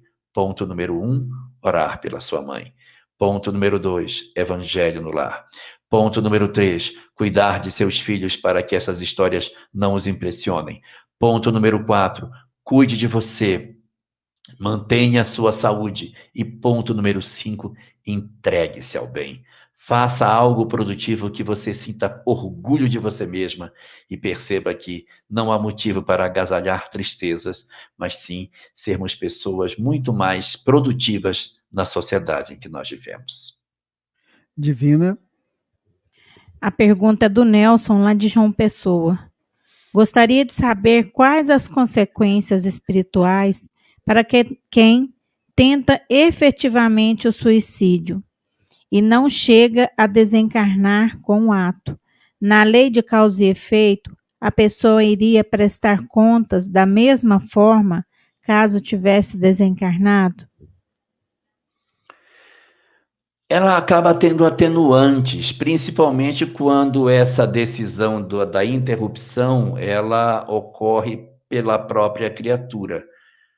Quando, por exemplo, você tem uma tentativa de suicídio, mas quem delibera de salvar você são outros e você, no fundo, ainda se aborrece porque a pessoa tentou cuidar de você naquela hora extrema, então nós estamos diante de uma circunstância que tem poucos atenuantes, porque, no fundo, Não fui eu que tomei a decisão para interromper o meu fenômeno de sofrimento, mas sim, outro foi que intercedeu. Então, eu vou te cuidar. Então, acaba a pessoa vivendo naquele mesmo psiquismo. O que promove o processo de sofrimento no mundo espiritual é exatamente a compreensão do que eu fiz ou do que eu deixei de fazer. Então, se eu tenho uma tendência suicida, eu pratico, mas eu não concluo, evidentemente eu não tenho as mesmas culpabilidades, porque eu não tenho em mim o registro do efetivo corte da vida. Eu não tenho na minha alma o efetivo sentimento de que eu realmente cortei. Então, eu me culpo por ter tentado, eu me culpo por eu ter me movimentado nessa direção, mas eu não trago a culpa adicional, que eu poderia assim dizer, pelo fato de ter obtido êxito naquilo que eu quis fazer. Então, o espírito se culpa menos, mas ele tem determinadas condições de fragilidade por conta disso.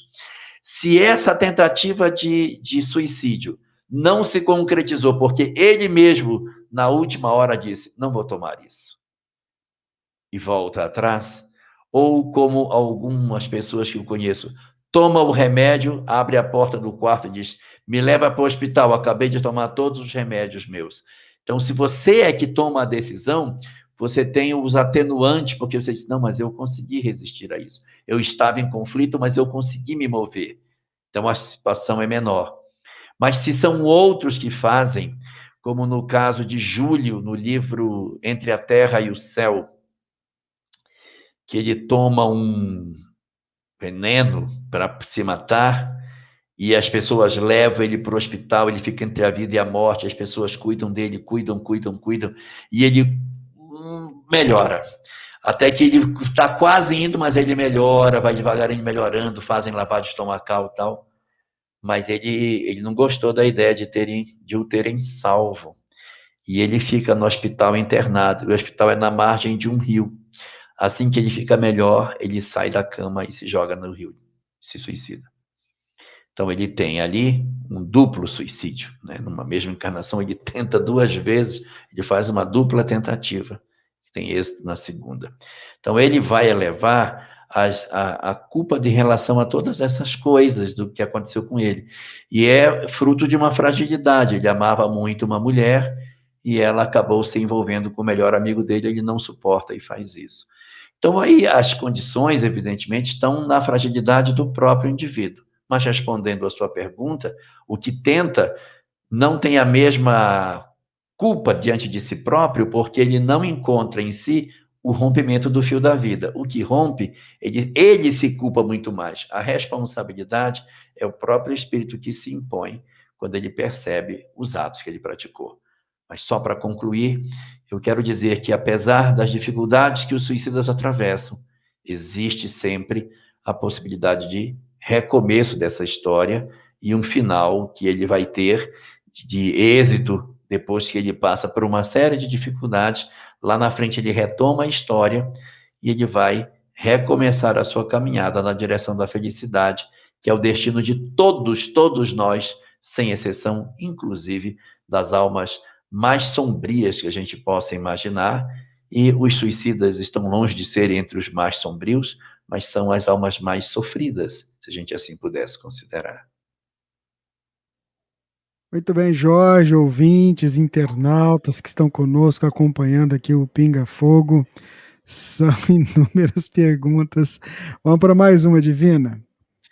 Essa, assim, não é bem uma pergunta, é uma... Quer sua opinião, né? A Zonita Eugesos, lá de Pouso Alegre, ele gostaria de saber por que as casas espíritas ainda não estão funcionando de acordo, né, com as normas da Secretaria de Saúde, né? Para voltar. Diz ele que a casa espírita que ele frequenta, lá em Pouso Alegre, já está funcionando há quase 1 ano. E por que isso não tem acontecido com outras casas espíritas? É porque essa decisão é uma decisão do poder local. Você vai encontrar prefeituras que muito claramente disseram como é que isso vai funcionar. E nós somos sujeitos à legislação vigente. Então, se existe da parte da prefeitura um decreto ou uma lei municipal que determina determinadas circunstâncias para o funcionamento das casas religiosas, nós somos obrigados a obedecer isso aí, porque isso está na lei, nós não podemos transgredir a lei. Agora, existem outros municípios em que, de certa maneira, os prefeitos não foram tão incisivos com relação a essa decisão. As casas estão abertas. Agora, independente de existir ou não a lei, se a lei existe, tem que ser cumprida. Agora, se a lei não existe, a gente não tem, por isso, necessariamente a obrigação de retornar. A gente reúne, conversa com os amigos, toma as decisões e aquilo que a gente decidir, a gente faz. Lembrando que, se por algum motivo a casa abre e uma pessoa acaba se infectando de Covid com a casa aberta, imagine uma pessoa que não sai para lugar nenhum. Ela tem mais de 80 anos, está em casa o dia inteiro, saiu só para ir no centro que ela estava mal. Tomou o passe e voltou. Aí a pessoa pega a Covid e desencarna. A família vai dizer que essa pessoa pegou Covid onde? Ela só sai para ir no centro, foi lá que ela pegou. E, consequentemente, ela pode acionar judicialmente o centro espírita, responsabilizando o centro pela desencarnação do seu ente querido. Então, para que isso não aconteça, é prudente que a gente observe a legislação, primeiro, e segundo, que a gente tenha cuidado com as regras sanitárias. Porque se a gente quiser fazer o movimento espírita funcionar, a gente não precisa obrigatoriamente estar fisicamente juntos. Olha como nós estamos aqui. E o trabalho vem acontecendo a despeito das restrições sanitárias que a gente tem. Então, resumidamente, a sua casa está aberta porque a diretoria da casa assim decidiu de funcionar. E as outras casas, a diretoria decidiu de não funcionar ou o prefeito determinou que não pode ser assim. E quem decidiu de não reabrir está com trabalhos virtuais para não ficar absolutamente trancada e as suas atividades encerradas, está funcionando virtualmente, é o típico de acontecer, aguardando o momento mais exato e seguro para que isso aconteça, para não haver depois um desgaste judicial do centro espírita com a sociedade que ele procura atender. Muito bem, seu Jorge Alahá. Acho que é isso mesmo. Tem uma pergunta aqui, Jorge, que é a seguinte, olha. Sou de Campo Grande, Mato Grosso do Sul. Me chamo Ana. Por favor, se o Jorge Alahá puder me dar uma palavra de entendimento. Uma mãe com 3 filhos perdeu uma em 2018. Hoje, exatamente depois de 2 anos, no mesmo mês, outro filho faleceu. Isso está previsto? É muita dor. Minha gratidão desde já.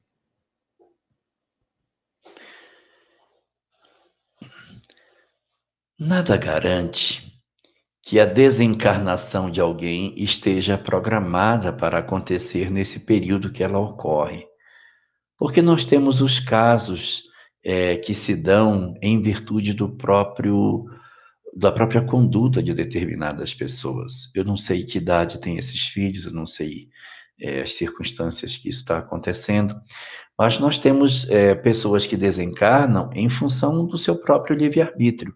Uma mãe pode perder 2 filhos sem que necessariamente esses 2 desencarnes estejam previstos dentro da programação espiritual que aquela família deveria passar, porque eles decorrem muito mais do livre-arbítrio, de uma maneira como esses companheiros estão vivendo e que, de certa forma, acabam encontrando a desencarnação.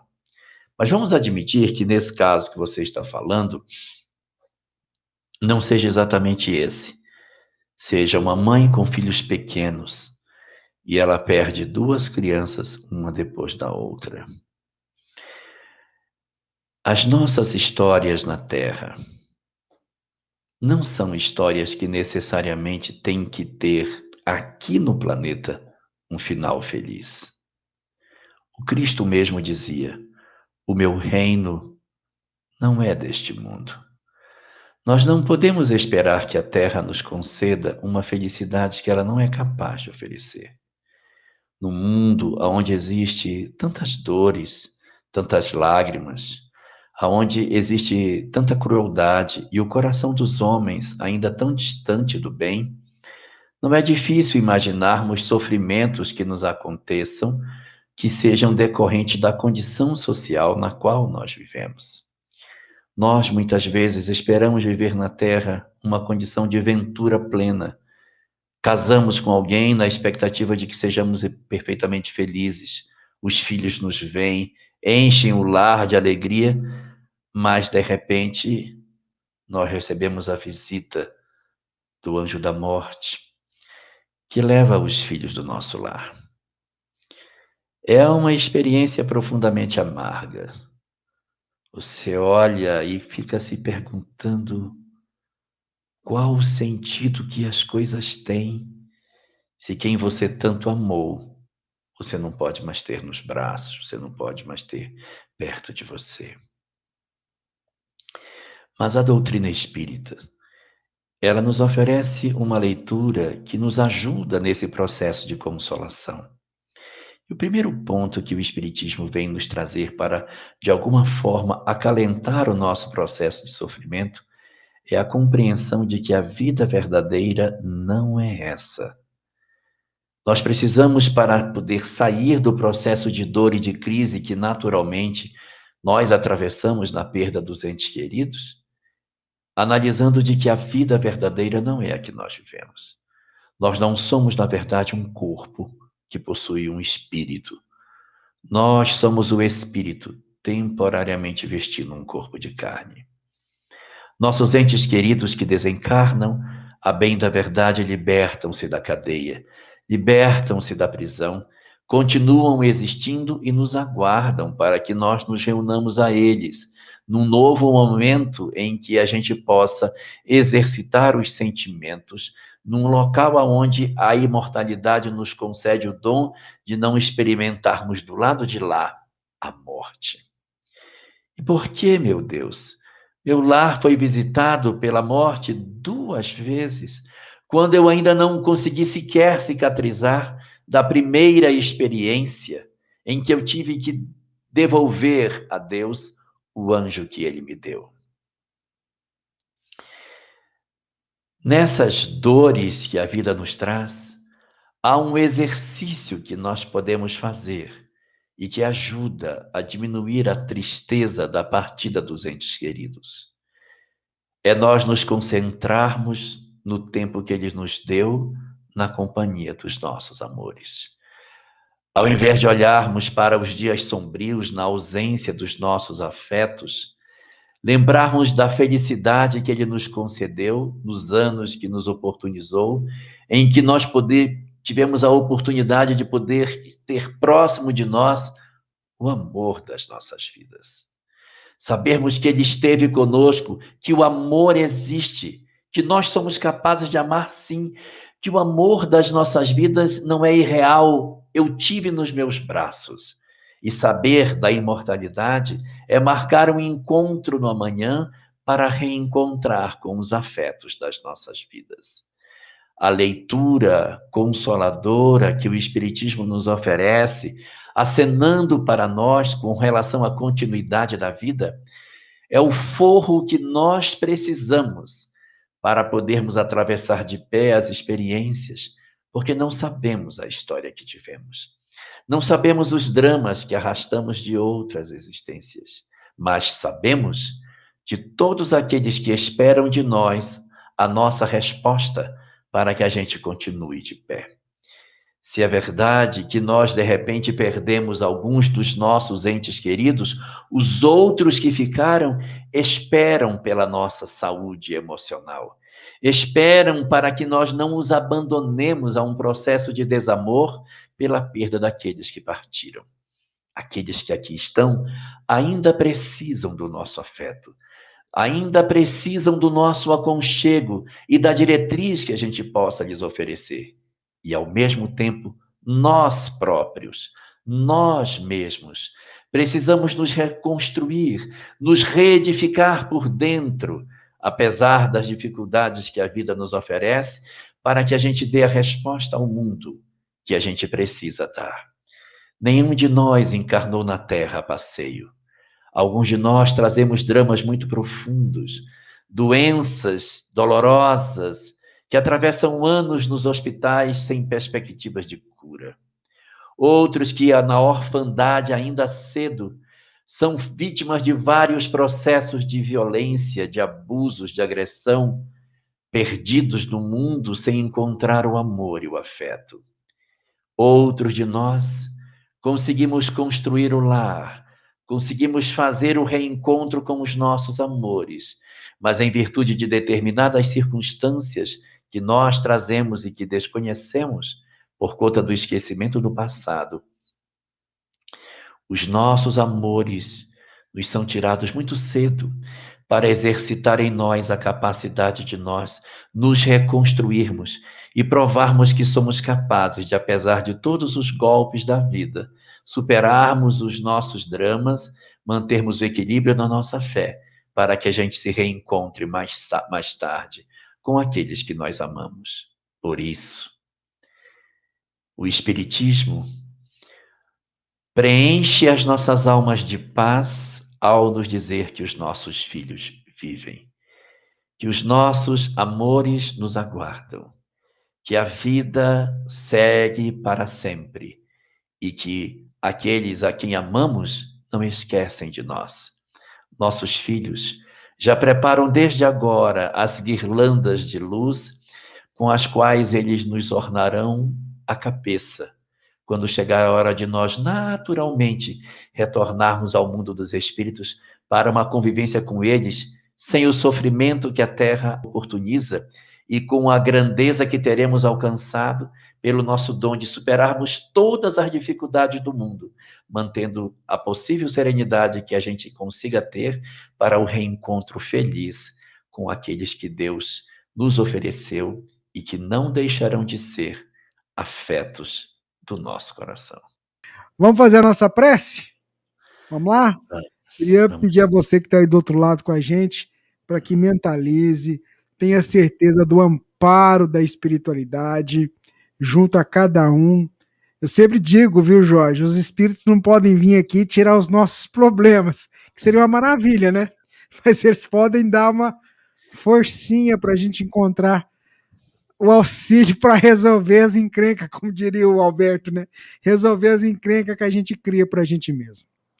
Imagine como nós estaríamos se não soubéssemos o que o Espiritismo nos oferece. Como seria difícil a gente agasalhar sobre os ombros as nossas cargas. Talvez nós já tivéssemos pegado caminhos bastante tortuosos se esse conhecimento não tivesse chegado a nós da forma como ele chegou, não é?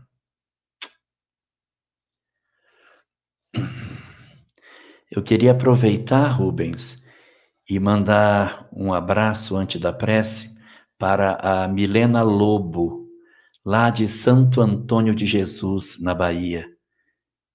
Que Deus abençoe você, Milena. Deus proteja a sua vida. Vamos orar?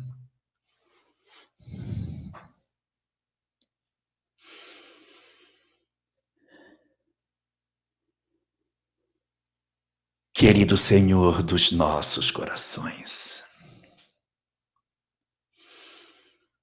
acolhe as nossas almas que soluçam e derrama teu amor sobre os nossos corações angustiados. Não deixa, Senhor, que és todo misericórdia e solicitude, que as dores do mundo, que as feridas que a vida nos promove, retirem de nós a certeza da tua proteção augusta. As nossas fragilidades e a nossa ignorância diante da majestade da tua lei nos faz muitas vezes dobrarmos diante do peso das nossas provações. Muitas vezes, em virtude das dores que nos alcançam, os nossos corações se sentem tomados de profunda tristeza. E por conta disso, Senhor, nós sentimos que muitas vezes as nossas forças parecem faltar diante das provas da vida. Mas é por isso, por acreditarmos em Ti, Senhor, e por sabermos da Tua proteção, que nós Te pedimos que Tu abençoes os nossos corações sofridos. Aqui está, Senhor, o nosso coração ferido, sangrando. E nós Te pedimos a Tua bênção sobre ele. Estende as Tuas mãos sagradas sobre os nossos corações que sangram de dor e nos concede a certeza de que Tu cuidas das nossas vidas. Não permite que as nossas almas enrijeçam e que os nossos corações se voltem de encontro a Ti, como se nós não reconhecêssemos mais a grandeza da Tua misericórdia. Não deixa que isso aconteça conosco, mas robustece a nossa fé, inspira os nossos dias para que a compreensão da imortalidade da alma, da transitoriedade das dores do mundo, nos ajude, Senhor, a atravessarmos os dias amargos que a experiência nos apresenta. Que o amor, a certeza do Teu amor, nos seja a força suficiente para que, por entre lágrimas e dificuldades, nós encontremos o caminho que nos conduz à capacidade de superarmos o momento grave que atravessamos. Que nós, a despeito de todas as coisas, possamos nos agasalhar na certeza dos Teus cuidados, para que a graça divina da Tua solicitude nos dê cada vez mais a certeza de que, apesar das nossas aparentes fragilidades, possuímos em Ti a força suficiente para vencermos os dramas da vida. Por isso, Te pedimos que nos ajudes para que saibamos interpretar nos nossos dias o conhecimento que o Espiritismo nos oferece, para que as nossas dores se tornem pequenas diante da compreensão da vida imortal, para que os nossos sofrimentos diminuam diante da lucidez, diante da causa, da lei de causa e efeito, para que os nossos dias sejam capazes de oferecer a nós a compreensão mais nítida do propósito superior da vida, que faça com que nós atravessemos os nossos dias difíceis, mas sem perder a bússola das nossas vidas, amparada na fé que Tu nos concedeste. É por isso que nós, nessa noite, Te pedimos: abençoa nosso lar, protege o nosso ambiente doméstico, ajuda para que haja harmonia e paz, para que as nossas dores sejam mais tranquilas, para que nós consigamos ter mais serenidade no turbilhão daquilo que nos toma. Senhor, é dentro desta certeza que nós Te confiamos as nossas vidas e Te rogamos que Tu nos abençoes, que Tu nos protejas, que abençoes os nossos filhos, que os protejas aonde quer que eles estejam e guarda todos eles sob a Tua bênção de Pai, porque temos certezas que Tu os cuidas de maneira desvelada. Assim, Senhor, nós Te rogamos, fica conosco nas nossas angústias e não deixa que as nossas dores tomem o nosso coração e nos façam esquecer que Tu és o Senhor de todas as coisas e que todas as nossas vidas repousam nas Tuas mãos.